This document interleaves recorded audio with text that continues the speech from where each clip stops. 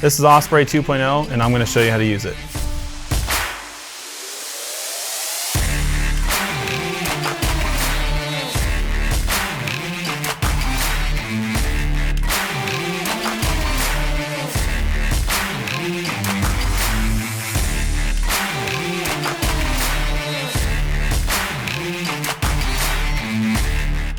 First, I'm going to show you how to install your piston. Take your included Osprey tool and hold down the button on the back of your Osprey. Then insert your tool into the spring retainer and unscrew it. Just like that. With your spring retainer out, you can now build your piston assembly. First, remove the spring that comes with your Osprey 2.0. Take your piston and your spring, and you install your spring retainer. There's 3 little tabs on the inside to make sure those line up with your piston. You're going to push that down until it seats all the way. And you're going to take this while holding down the button on your Osprey and drop it into the back. And you're going to take your Osprey tool and reassemble it. Be sure that the spring retainer is flush with the back of the Osprey cap when you install it all the way and tighten it. With your piston assembly installed, you can now mount it to your host. To do so, you just screw it on like any suppressor and tighten it. And where it's going to index on your gun is going to be kind of random based on how your threads are timed. You're going to hold down the button and rotate, so however you like, and then let go of the button. And now it's locked in place.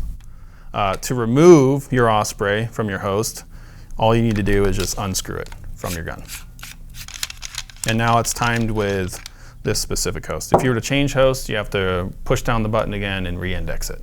If you want to mount your Osprey 2.0 on a fixed barrel host, you need to replace the spring inside with a fixed barrel spacer. And to do that, you're going to hold down the button, use your Osprey tool, and remove your current piston assembly. Once your piston assembly is removed, you can take it apart and replace your spring with the fixed barrel spacer.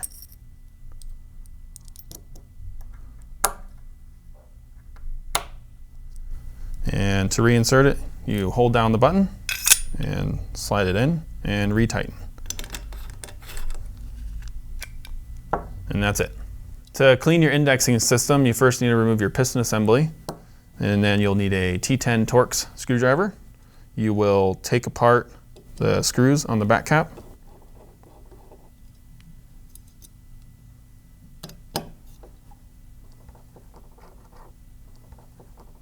Once you've removed your cover plate screws, you can take off the cover plate in the back of your Osprey. And then be careful not to lose the springs from the button. I like to hold my finger over the button while pushing it out so that they don't fall out. Just like that. And then there's 2 pawls and 2 pins. I like to use a screwdriver that's magnetic. It makes it a lot easier. So it pulls out the pawl and the pin at the same time. And set those aside, just like that. And now you're ready to start cleaning your indexing system. Once your Osprey 2.0 is disassembled, you can start cleaning it.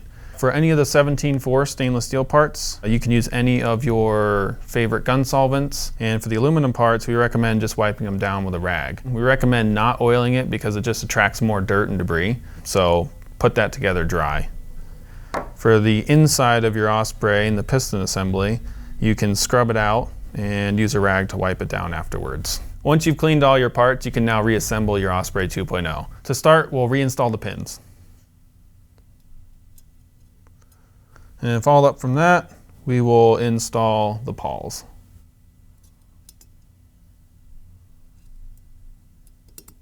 It's important to note the orientation of the pawls here. You need to make sure that they match this configuration. And you'll grab your button and you will install the springs into the holes on the button.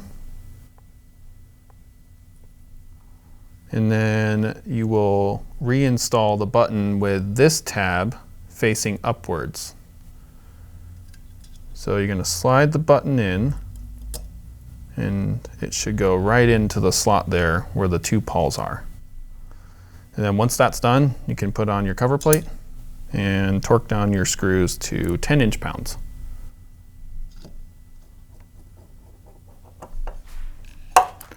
Once you're done assembling, check to make sure that the button works and that you can see the pawls on the inside moving back and forth.